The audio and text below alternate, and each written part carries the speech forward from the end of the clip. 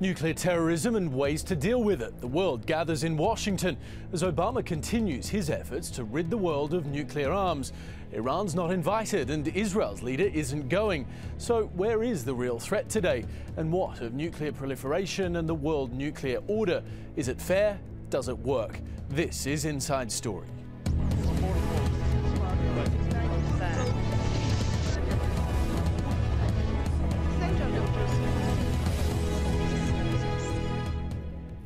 Hello there, welcome to the show. I'm Hamish MacDonald. Well, the US once saw the Soviet Union as its biggest nuclear threat. Today, though, it's more concerned about what it calls nuclear terrorism, when weapons fall into the hands of small groups or rogue states. On Monday, more than 40 nations gather in Washington to attend the Nuclear Security Summit. It's the biggest gathering outside the UN on US soil since a meeting back in 1945, which formed, of course, the United Nations. Barack Obama first proposed the summit a year ago in his speech in Prague, where he outlined his vision of a world free of nuclear weapons and nuclear threats. Well, this summit hopes to outline steps to secure all loose nuclear material within 4 years. The White House insists the summit will not touch broader subjects such as non-proliferation, disarmament and peaceful nuclear energy.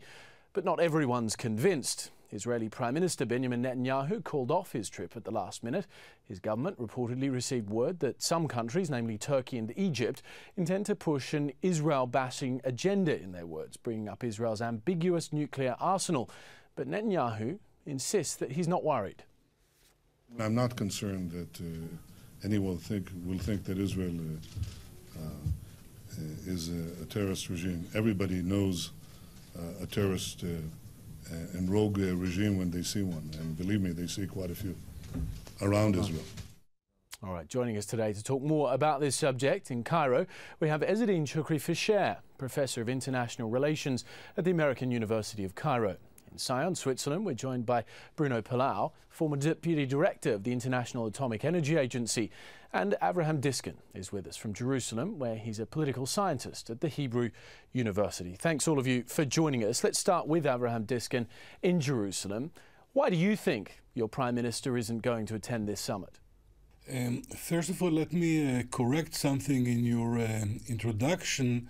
Israel does participate in that summit, but Netanyahu decided not to go to the United States, and instead of him, a senior minister in the Israeli government, actually a deputy prime minister and the one in charge of atomic energy in the government, is going to participate.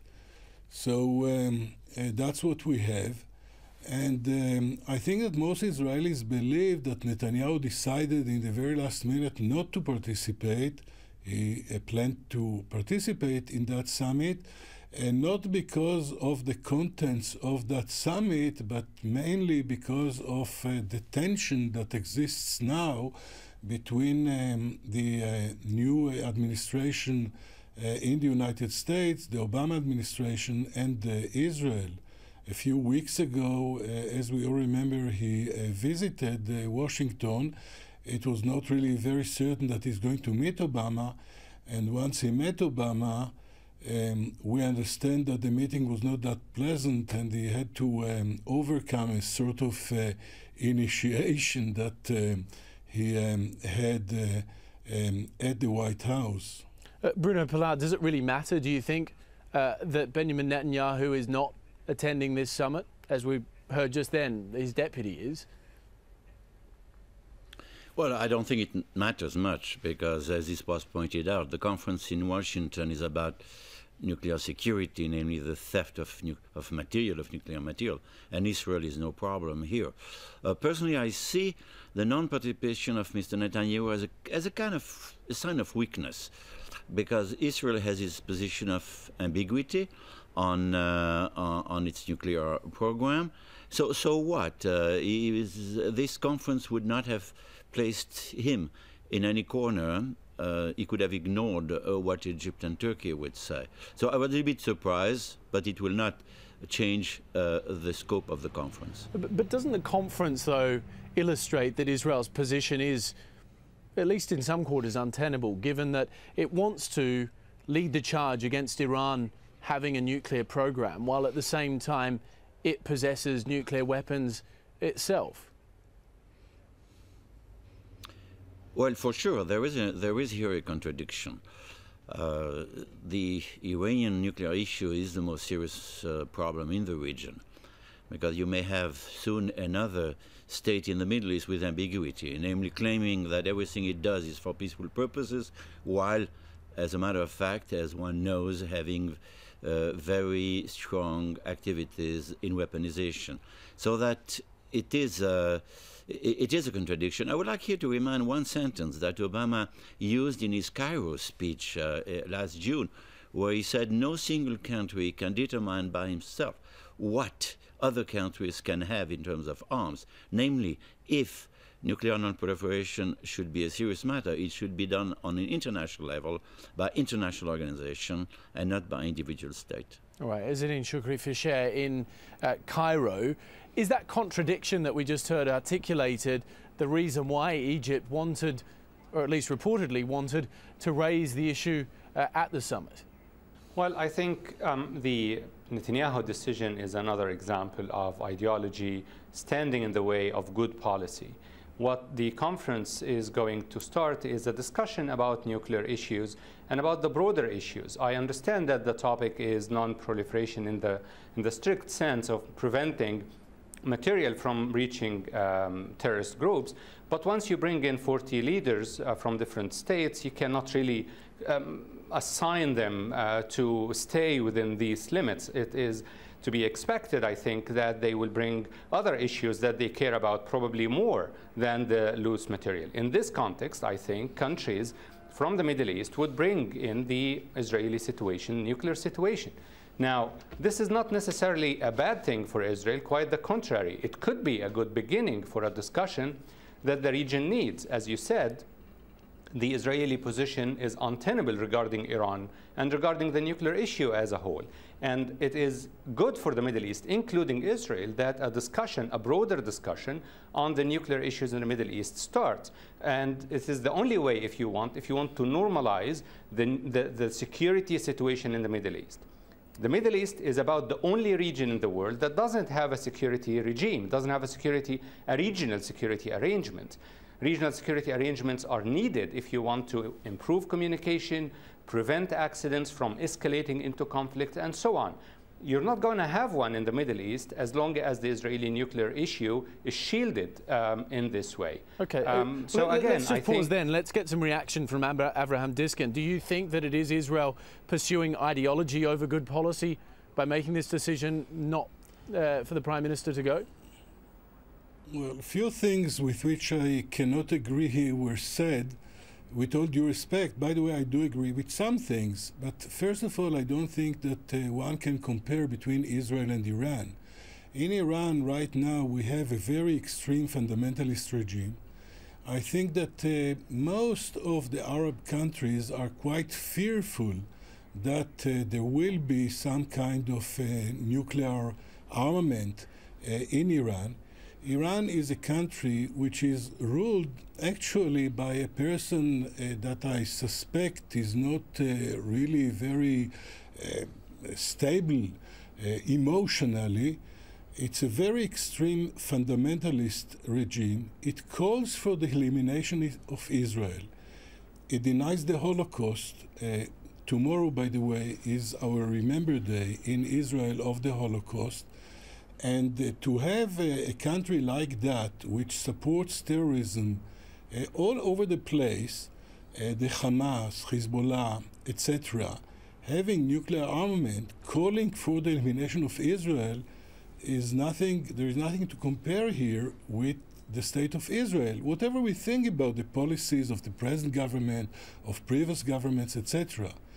Also, let me say that some people claim, and I don't know if they are right or not, that the ambiguity policy of Israel actually may be one of the causes that brought peace to the region in the past. For instance, with Egypt, the very fear that Israel may use nuclear armament if its existence is a danger may be pushed, Egypt to a compromise, actually a compromise in which Israel returned every inch of the Sinai Peninsula, an area which is 3 times as large as Israel itself. So there is really no place to compare here. Okay. And let me once again remind you that that Israel is participating in the conference. It's not, and the reason probably for Netanyahu not coming has nothing to do with the very subjects that are going to be dealt in the conference. Okay, fantastic. Let's just leave that there for the moment, because I think there's some really interesting talking points there that we will come back to. I think now, though, is a good moment for us just to listen into Gareth Evans. He's the head of the International Commission for Nuclear Non-Proliferation and Disarmament. He had some comments to Al Jazeera in the last few days about this issue of perhaps double standards as far as Iran and Israel is concerned. Let's just listen to what he had to say. It's a pretty fair criticism of how the world as a whole has reacted, either pretending that Israel has no weapons at all, which some of its neighbours still do, when we know, of course, they've got something close to 200, and then not taking the Israeli breakout anything like as seriously as the world has taken the North Korean breakout and the possible breakout for Iran. But we have to get over all of that and just recognise that if the world is going to move towards nuclear disarmament, Israel has got to be part of the solution to that problem. All right. Bruno Palauer in Switzerland. Is it a fair criticism? I mean, should we compare Israel and Iran, or are there really double standards at play? No, we cannot compare, because there is, first of all, a basic legal difference. Iran signed the Non-Proliferation Treaty in 1972. The new Islamic Republic did not withdraw from the NPT. Therefore, the commitment that were made at the time, namely not to acquire, not to develop nuclear weapon, and to fully accept IAEA verification, still stands. So there is a legal commitment. Israel stood outside the NPT, for whatever reason. It stood outside, therefore it has no obligation to abide by any IAEA regulations regarding inspection of its facility. So it's a basic difference. One may, now leaving the legal level, going to the political level, argue that it is still unfair. Well, I would agree, but then it's the issue of the NPT as a whole which is at stake. There are 3 countries outside the NPT: Israel, Pakistan, and India. I would be very glad if next week in Washington, Turkey and Egypt would not only single out Israel, but also single out Pakistan, which have behaved in a criminal way in peddling his nuclear ware all over the world, or even India. That would raise the fundamental issue: how can we, for the long term, have 3 countries standing outside the NPT? This is the fundamental issue. But from a strictly legal point of view, again, Israel has behaved on its own right. The policy of ambiguity, I think, was a good policy. It would be better. It was better to do so than otherwise. Yeah. So there is the issue of the NPT as a whole. It's not Israel. It's the issue of the NPT and 3 states which are outside the NPT. Okay, well, let's throw that over to Cairo. Ezzedine Shukri-Fisher, if Egypt and Turkey really are serious about this issue, why don't they point the finger not just at Israel, but also at countries like Pakistan? Because Pakistan and India and North Korea are not threats to Arab states' security. This is not about Egypt and Turkey and other Arab states or other regional members are not the guardians of non-proliferation. Those are states. They defend their interests as much as Israel does. But come on, Turkey and Egypt are not saying that they're doing this because they're defending Arab or Muslim interests. They're saying they're doing this because they're concerned about nuclear non-proliferation. Egypt is doing this, in my view, because it has a nuclear reactor in Israel at about 60 kilometers from its borders. This is a very immediate concern. It is much more immediate, if you want, than the Pakistani and the Indian nuclear weapons, or the Chinese and French for that matter.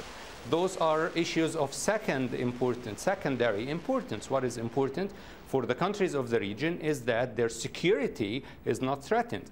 Now, the idea that you compare Israel and Iran is a ridiculous idea. You don't need to compare them.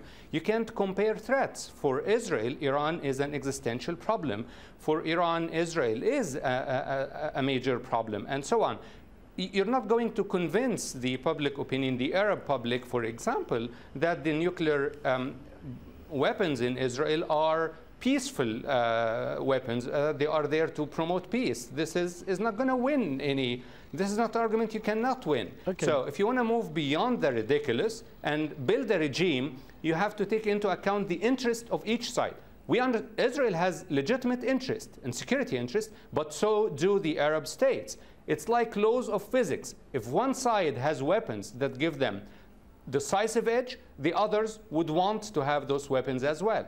Do you seriously think, though, that Israel with a nuclear weapon is more of a threat to regional stability than what Pakistan, perhaps under the power of the Taliban, might be to regional stability? I seriously believe that the presence of nuclear weapons with states in the region would destabilize the security, the regional security, and would push constantly other states to want to have those weapons. The Iranian nuclear program is worrying for all states in the region. I give you this. But it is something that is welcomed by a majority of the public opinion because they see it as a balance to the Israeli nuclear weapon. You can't get out of this vicious circle except if you bring everyone under a reliable regime with verifications and safeguards. This is what Gareth Evans is saying. We ought to go beyond this mutual accusation business. We need to build a system that is fair for everyone, not just for some of us because we like them more or because we're friendly with. That's the point. OK, I want to get some reaction to that from our other guests, but it's probably a good moment just to look at some of the numbers, because the Nuclear Non-Proliferation Treaty was formed in an attempt to safeguard against the spread of nuclear arsenal with a membership of 189 states. Let's just look at those with their nuclear capabilities. Russia tops the list, believed to have the world's largest nuclear arsenal with up to 12,000 warheads. The US comes in second with around 9,400. France has an estimated 300. China is said to possess up to 240, and the UK around 185. And while Israel has made its position clear on the NPT, it's not the only country that has avoided signing up, as we've just been discussing. Pakistan, believed to have around 90 warheads, is a non-member. India, with up to 80, has also refused. Israel is estimated to have between 80 and 200 nuclear warheads, though officially they have never confirmed nor denied. And finally, North Korea. Their nuclear capabilities at this point remain unknown. All right, let's go to Bruno Palau in Switzerland. I'd like to hear your thoughts on what we were just discussing before we looked at those numbers. Well, I think the numbers don't really matter, because there is an overkill situation everywhere. The US and Russia have now signed an agreement to reduce their own stockpile, deployed stockpile, not only what is in stock, deployed stockpile from 2,100 for the US, 2,600 for Russia, down to 1,550. It is still way too much, even in terms of strategic value. So the numbers don't matter very much in view of the destructive power of these weapons. Let's go to Avraham Diskin in Jerusalem. You mentioned a little earlier you felt that Israel having a weapon could be seen in some quarters as being an agent for stability in the region. Do you think that at this point in time it is one of the things that might be giving caution to Iran as far as a nuclear program is concerned? First of all, let me say that I personally believe, and I believe that most Israelis would prefer to have a world without any nuclear weaponry at all, and without any conflict at all, and without weapons at all. So, okay, well, if that's the case, then please answer my question, because I put it to you that perhaps there are some people that might believe that Israel having a nuclear weapon could be a force for stability in the region. Do you think that's the case or not? I really don't know. You know, the point that one side has nuclear capabilities or believed to have nuclear capabilities can work as a stimulus for other countries who don't want, you know, the other party to be, I don't know, a regional power, etc., etc.